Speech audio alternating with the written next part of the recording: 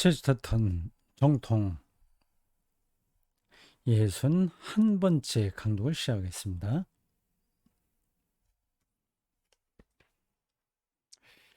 세상을 새롭게 할 수 있는 유일한 대답은 기독교다. 그 얘기를 하고 있어요. 이제 그러한 이유들을 몇 가지 이렇게 말하고 있습니다. 앞에 60강에서 그걸 짚었어요. 그걸 한마디로 줄이면 부자가 뇌물을 받지 않을 수 있으니까 정치를 해야 된다고 하는 주장이 얼마나 터무니없냐고 하는 겁니다. 사람은 부패하기 때문에 돈이 많아도 뇌물을 받는 거죠. 이것은 현행 민주주의를 방어하는 두세 가지 수단 중 하나이다. 단순한 투표 제도가 민주주의를 뜻하는 것은 아닐지라도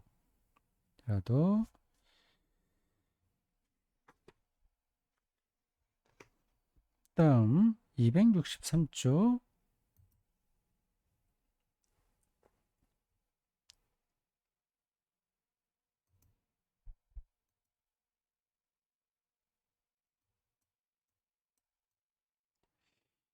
현재로서는 그보다 더 간단한 민주적인 방법을 내놓기가 쉽지 않다.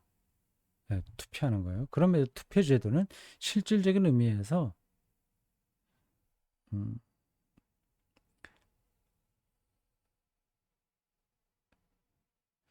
굉장히 기독교적이라고 할 수 있다. 그것은 너무 겸손해서 자기 의견을 내놓지 못하는 사람들의 의견을 파악하려는 시도이기 때문이다. 이렇게 접근하네요. 그 바로 앞에서 기독교 정신은 자기가 세상을 다스릴 식견이나 능력이 없다고 하는 사람을 찾아내서 그들에게 왕관을 씌워야 된다는 걸 말했어요. 이 투표 제도가 그러한 시도의 하나라고 하는 거 아닙니까? 그 투표권을 행사하는 거죠. 아, 이렇게도 얘기하네요. 참, 이렇게 연결해서 말한다는 게 참 참신하네요. 그것은 일종의 신비로운 모험이다. 예, 그렇지, 이게 절대적인 건 아니죠. 이렇게 잘못될 수도 있죠. 그러니까 모험이에요. 민주주의는. 특히 스스로를 신뢰하지 않은 사람들을 신뢰하는 일이기 때문이다. 자,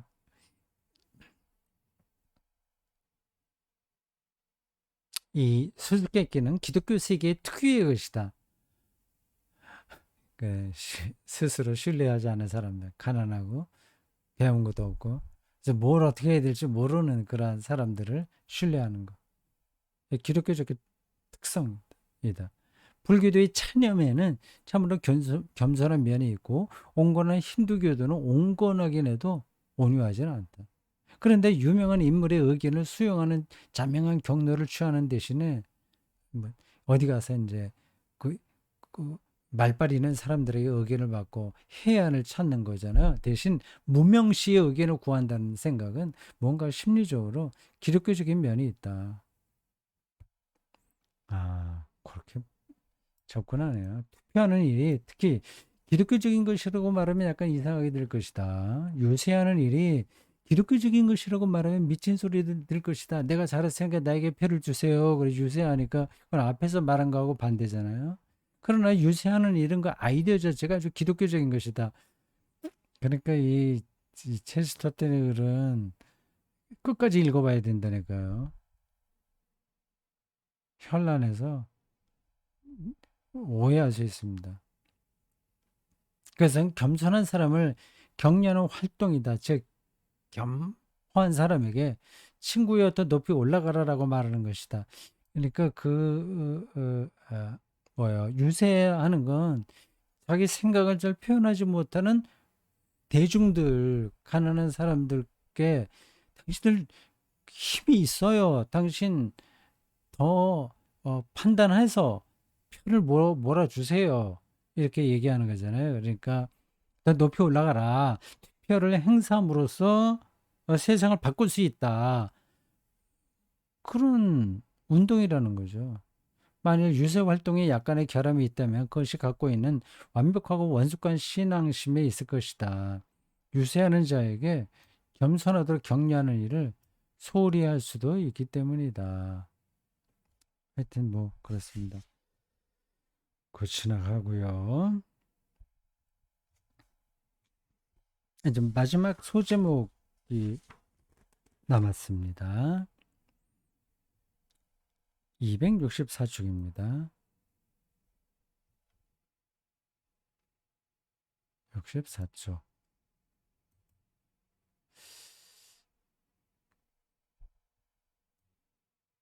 그 영원한 혁명을 이야기하는 대목에서 정치 이야기가 많이 나오네요. 세상을 바꾸려면 또 정치적이어야 되니까 말하지 않을 수 없는 거죠. 관념적으로 저 사람이 얘기하는 건 아니에요. 그 책 앞부분에서도 이미 그렇게 짚었습니다. 자기는 실용주의다. 아주 값싼 실용주의라는 뜻이 아니라 아주 실질적인 이야기를 한다는 거죠. 그러니까 이제 인간의 죄론에 근거하여 왜 민주주의가 필요하냐 하는 것을 아주 실질적으로 말하다 보니 정치 참여, 투표 이런 것까지 말하게 되는 거죠. 근데 그러한 접근이 아주 특이합니다.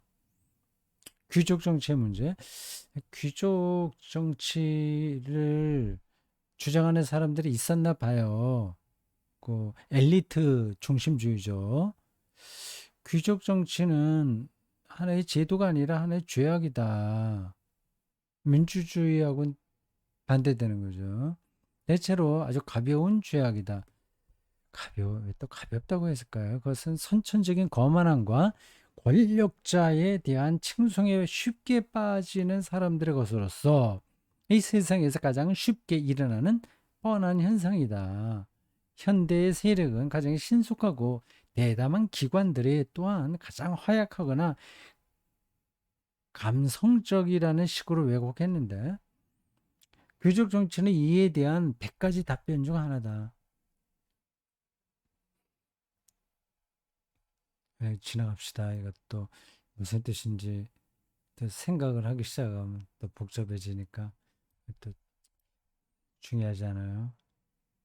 가장 재빠른 것이 가장 부드러운 것이다. 새가 활동적인 이유는 부드럽기 때문이다.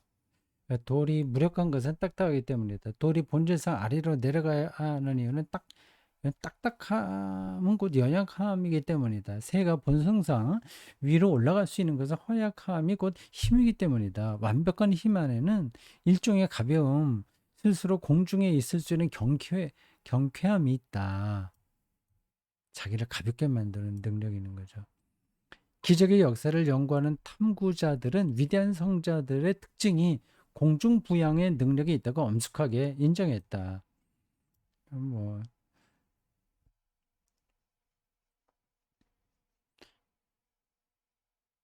사실을 이야기하려고 하는 게 아니라 좀 비유적인 표현이죠. 아니면 어, 뭐 전설 같은 이야기들을 그냥 자기 이야기에서 어떤 논리적 근거로 그냥 가볍게 가져오는 겁니다. 가벼움이 뛰어남의 근본이라는 뜻이죠.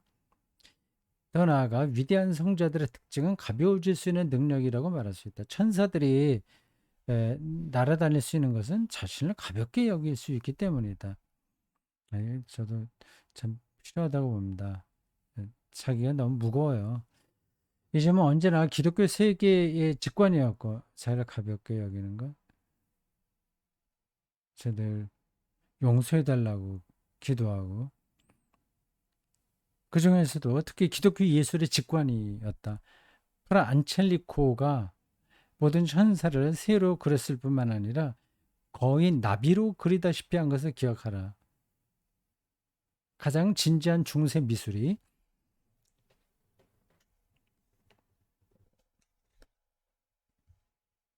265쪽으로 가볼까요?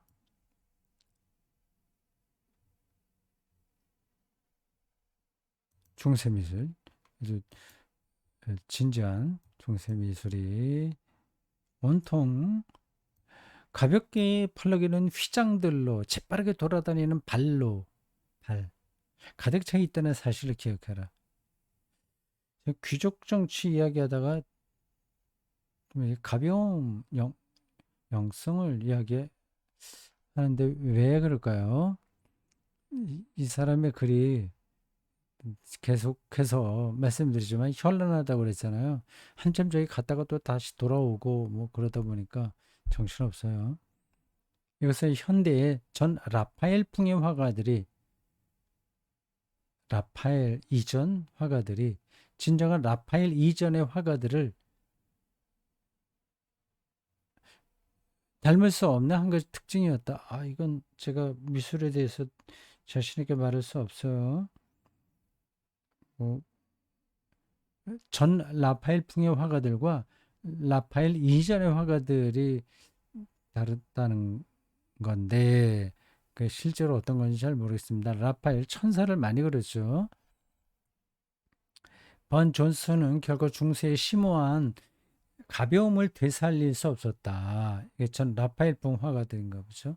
이 기독교 그림들에서 모든 인물 위에 등장하는 하늘은 푸른색 내지는 황금색의 낙하산과 같다. 모든 인물은 위로 날아가서 하늘을 둥둥 떠다닐 준비가 되어 있는 듯하다. 거지의 누덕누덕한 외투는 천사의 번뜩이는 깃털처럼 그를 위로 끌어올릴 것이다. 반면에 무거운 금으로 장식된 왕들과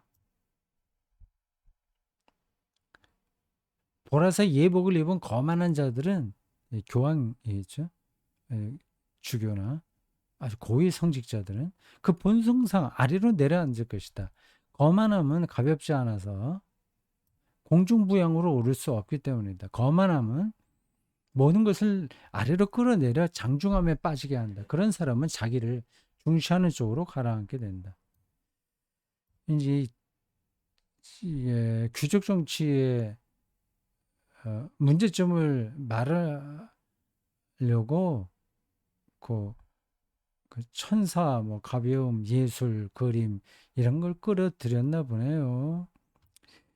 그러나 우리는 자기를 잊어버리는 쾌활한 쪽으로 올라가야 한다. 사람은 몽상 속으로 떨어졌다가 푸른 하늘로 올라온다. 아, 이건 아주 그 상징적인데 제가 설명할 자신은 없어요. 조금 더 시간을 갖고 말하려면 할 수 있긴 있는데 지나갑니다. 자기를 심각하게 여기는 것은 미덕이 아니다. 심각하게 봤자 거기서 거기니까. 자기가 알고 있는 게 얼마나 작은지를 알면 가벼울 수밖에 없는 거예요. 그래서 악덕이라고 자기를 심각하게 여기는 거, 그걸 악덕이라고 어, 말하는 것은 그 다음 쪽이에요. 266. 한 문장 한 문장이 재밌어서 뭐 지금은 다 읽고 있습니다. 66초. 자기를 진지하게 여기는 것은 다시요.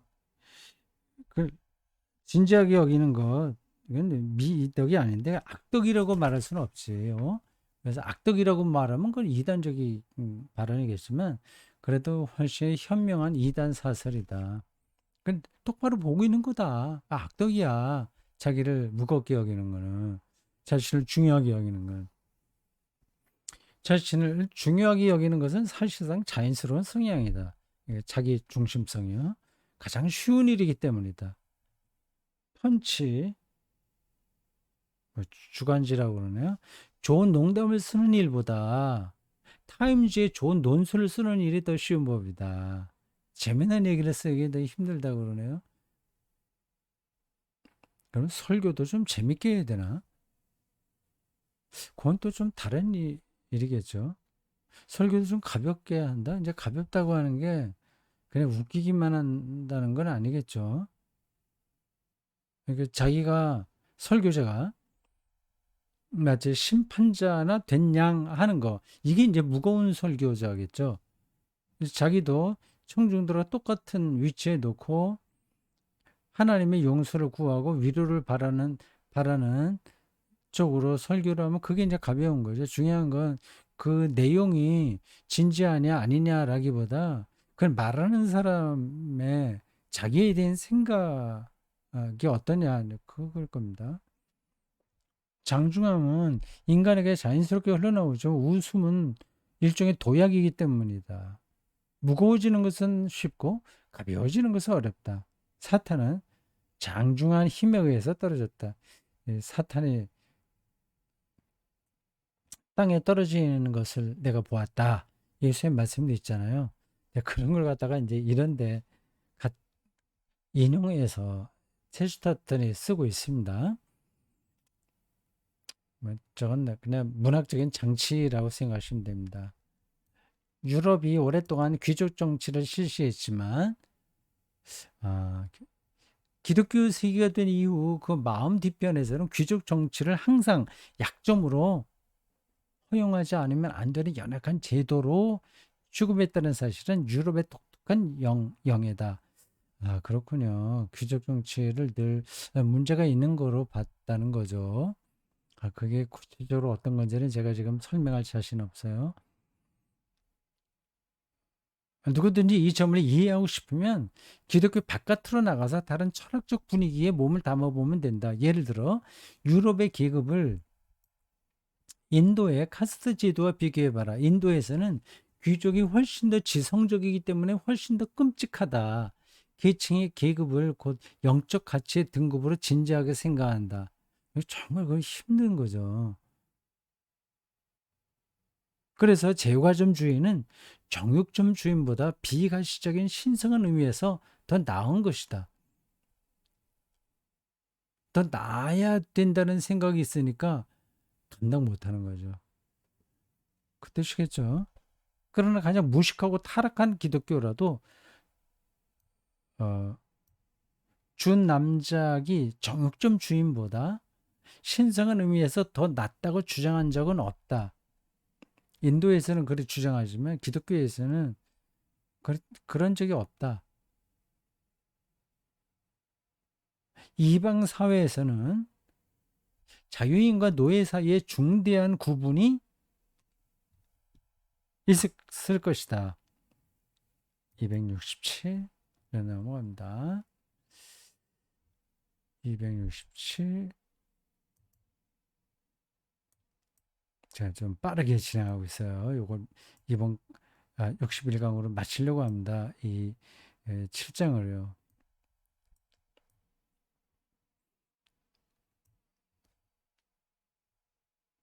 그렇죠. 노예는 완전히 하급 인간이었으니까요. 그러나 기독교 사회에서 사는 우리는 언제나 신사를 오히려 일종의 농담거리로 생각해 왔다.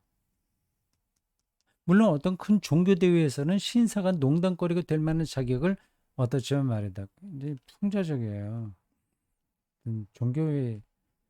종교 대회 거기는 이제 신학자들 그, 그 목사 그 신부 이런 사람들이 모이는데 그 하는 얘기들이 다 농담거리다 얘기입니다. 네. 하지만 유럽에서 사는 우리는 진정으로 그리고 근본적으로 귀족을 진지하게 여긴 적이 한 번도 없었다. 그렇군요. 단지 간헐적으로 유럽인이 아닌 외국인만이 잠시 동안 귀족 정치를 진지하게 여길 뿐이다. 순전히 애국적인 편견일지도 모르겠으나 내게는 잉글랜드의 귀족 정치가 대표적인 유형일 뿐만 아니라 모든 귀족 정치의 면류관이어 꽃인 것으로 보인다. 이는 과두 정치, 뭐 역주가 나왔어요. 조건수의 우두머리가 국가의 최고 기관을 조직하여 행하는 독재적인 정치 체제. 과도 정치 모든 결함뿐 아니라 모든 미덕도 갖고 있다. 잉글랜드 귀족들은 격식을 차리지 않고 친절하고 분명한 문제에 직면하면 용감하다. 아울러 이 모든 장점들과 겹치는 한 가지 큰 장점도 갖고 있다. 아무도 그것을 도무지 진지하게 여길 수 없다는 점이다. 아, 그, 그 귀족 정치인들의 그 태도, 뭐, 그들이 나누고 있는 주제 이런 것들을 농담 정도로 생각하지, 진지하게 생각하지 않는다는 거예요. 이렇게 다행인 거죠.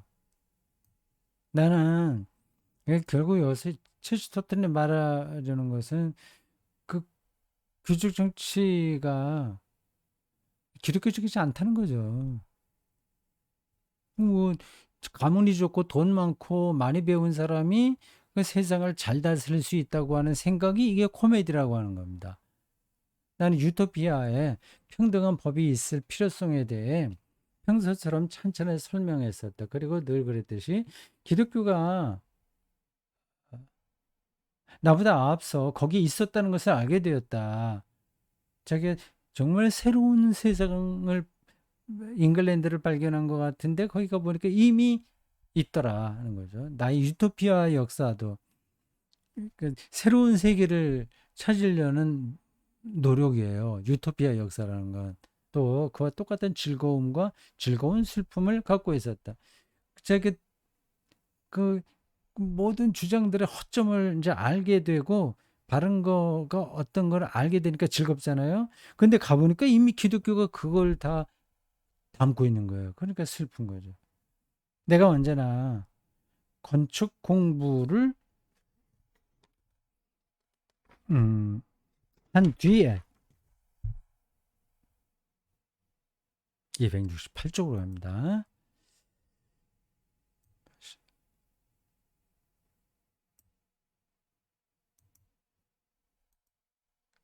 또 건축이 나와요. 그림 한참 나오다가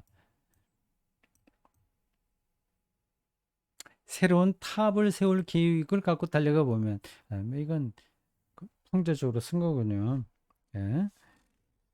그 건축은 유토피아에 대한 생각인 거죠. 정말 새로운 세상을 생각해 봐서 새로운 탑을 세울 계획을 갖고 달려가 보면 거기에 햇빛에 빛나는 천년 묵은 탑이 이미 서 있는 것을 발견하게 된다.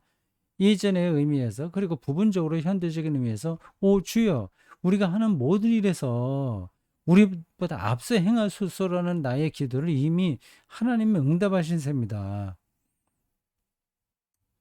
이미 벌어진 거죠. 아무런 허영심 없이 내 머리로 하나의 제도로서 결혼 서약을 창안할 수도 있겠다고 진심으로 생각한 순간이 있었다. 그러나 나는 그것이 이미 과거에 창안되었다는 사실을 알고는 한숨을 내쉬었다. 뭐 결혼 서약, 뭐 진짜 이거 결혼하는 거 그걸 얘기하는 게 아닙니다. 새로운 세상에 대한 비전을 가리켜요. 그런데 이런 사실들을 한 가지씩 모두 보여주는 일은 너무나 긴 작업이 될 것이므로 끝없이 많다는 거죠. 기독교가 새로운 그 유토피아의 길을 제시하고 있다는 사실이 말입니다. 나의 유토피아 개념이 새 예루살렘으로 응답되었다는 점만 언급하고 싶다. 그리고 그 결혼의 사례를 양자가 수렴되는 경우를 보여주는 본보기로 삼을까 한다. 양자 이야기 나와요. 양자. 거의 마지막 단락으로 가고 있습니다. 사회주의를 반대하는 사람들이 인간 본성에 내재된 불가능성과 변화 가능성에 관해 이야기할 때 그들은 언제나 중요한 한 가지 차이점을 놓치곤 한다. 현대인이 꿈꾸는 이상사회의 관념에는 저게 유토피아예요. 이상사회가. 달성될 수 없는 몇 가지 소원이 있고 바람직하지 않은 소원도 몇 가지 있다. 모든 사람이 평등하게 아름다운 집에 살아야 한다는 것은 달성될 수 있고 그렇지 못할 수도 있는 꿈이다. 그러나 모든 사람이 똑같은 아름다운 집에 살아야 한다는 것은 전혀 꿈이 아니다. 그건 악몽이다.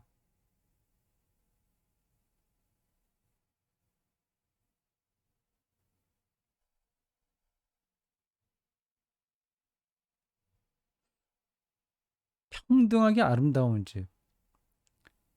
외에는 우리가 살아야 되는데, 그러나 똑같은 아름다운 집에 살아야 되는 것은 이거는 이상한 거죠. 벌집, 벌집 똑같잖아요. 그런데 사는 게 인간의 삶은 아닌 거죠.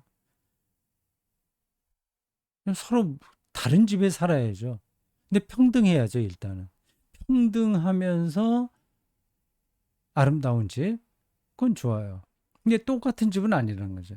남자가 모든 늙은 여인을 사랑해야 한다는 것은 아마 도달할 수 없는 이상일 것이다. 그러나 모든 남자는 모든 269 넘어가겠습니다.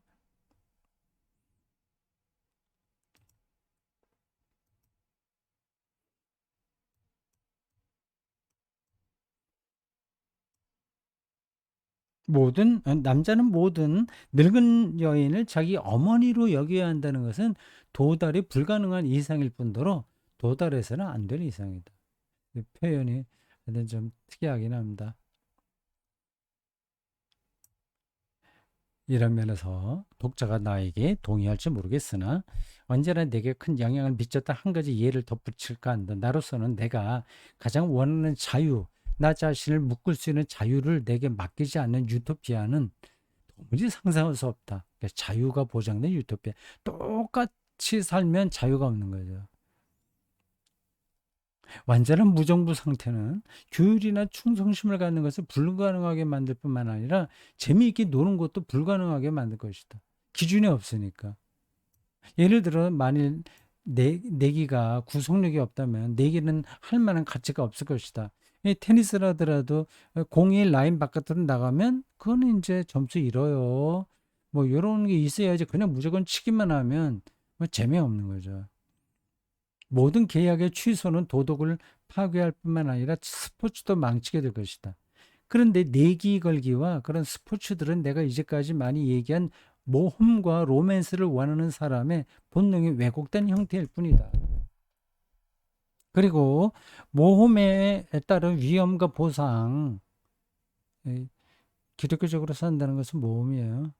처벌과 성취는 실제로 존재해야 하는데 그렇지 않으면 모험은 늘 변모하는 냉혹한 악몽일 뿐이다.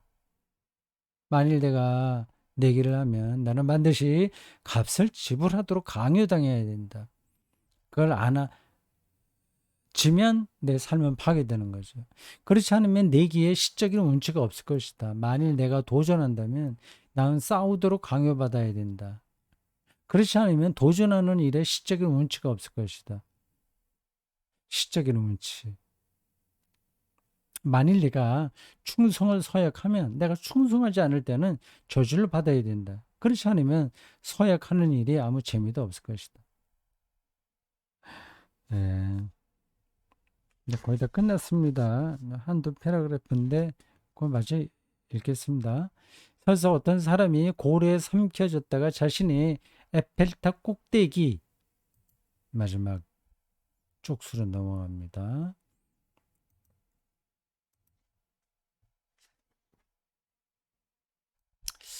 그 고래에게 삼켜졌는데 나중에 보니까 에펠탑 꼭대기에 있는 걸 발견했다거나 너무 엉뚱하죠.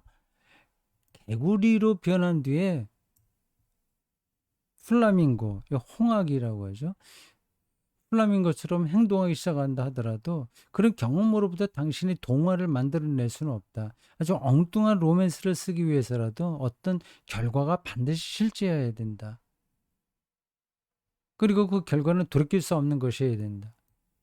기독교 신앙의 모험과 보답, 성과, 그리고 엄중성, 그걸 얘기하는 겁니다. 자기가 거기에 선택하고 모험하는 거거든요. 기독교적 결혼이야말로 기독교를 만나는 거죠. 그걸 이제 결혼이라고 표현하네요.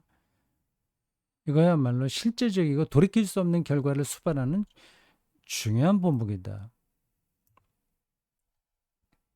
그 약속 안에 들어가는 거죠. 그렇기 때문에 결혼이 우리의 모든 로맨스 작품의 주된 주제이고 중심인 것이다. 그리고 이것이 내가 모든 사회적 낙관에 관해 낙관주의 있잖아요. 그 있었던 그 막시즘도 일종의 낙관주의론이에요. 관에 반드시 물어봐야 될 질문 중 마지막 질문이다. 나는 내 서약을 지키도록 나의 서약과 약속을 진지하게 여기게 해달라고 요청해야 된다. 나는 유토피아에게 나의 명예를 위해 나 자신에게 복수해달라고 부탁해야 된다. 아, 미안합니다. 요거 아까 잘못 읽었네요. 조금 몇 줄 더 올라가세요. 그리고 이것이 내가 모든 사회적 낙원에 대해서요. 낙관이 아니라 네, 빨리 읽겠다고 생각하다가 놓쳤습니다. 사회적 낙원에 대해 유토피아를 가리켜요. 뭐 물어봐야 될 질문이 마지막이다. 내 계약을 지키도록. 그러니까 기독교와 세상을 혁명해서 새롭게 하려고 하는 게 사회적 낙원이에요. 그 기독교적인 교리를 지킨다는 거예요. 내 서약과 약속을 진지하게 여기게 해달라고 요청해야 된다. 그냥 유토피아에게 나의 명예를 위해 나 자신에게 복수해달라고 부탁해야 된다. 내가 그 지키지 않으면 내가 벌을 받겠다. 그 얘기죠. 유토피아를 꿈꾸는 나의 모든 친구들은 서로를 의심스러운 눈초리로 쳐다본다. 다른 학자들도 다 유토피아를 꿈꾸고 있는데 왜냐하면 그들의 궁극적 희망이 모든 특별한 유대 관계의 해체에 있기 때문이다. 그러니까 혼자 자유롭고 뭐 막 그렇게 마음대로 할 수 있는 그런 세상을 약속 깨지고 뭐 그런 제멋대로 하는 게 유토피아로 생각하니까요. 그런데 체스터들은 더 약속 안으로 자기가 들어가겠다는 거 아닙니까? 다시금 나는 이 세계의 저편으로부터 일종의 메아리처럼 울리는 응답을 드는 것 같다. 해체주의가 아니라고 하는 거죠. 그래서 그들이 나를 의심스럽게 보는데 조금 좀 제정신 아닌 거 아니야? 이런 식으로 말이죠. 이런 소리를 듣습니다. 너는 진정한 책임을 갖게 될 것이다. 기독교인으로서. 그러므로 네가 나의 유토피아에 도달할 때는 이건 뭐 하나님 나라라고 해도 됩니다. 진정한 모험을 하게 되리라. 그런데 가장 어려운 책임과 가장 버거운 모험은 거기에 도달하는 일이다. 기독교 세계에 도달하는 일. 예수가 선포하는 하나님 나라 안으로 깊이 들어가는 일. 그게 모험이다. 뭐 하는 거죠. 자, 이렇게 해서 7장은 마쳤어요. 자, 드디어 8장은 정통신학의 로맨스라고 하는 제목이 붙었네요. 로맨스가 이제 어떤 건지 더 정확하게 이렇게 나오겠죠. 자, 수고했습니다. 마치겠습니다.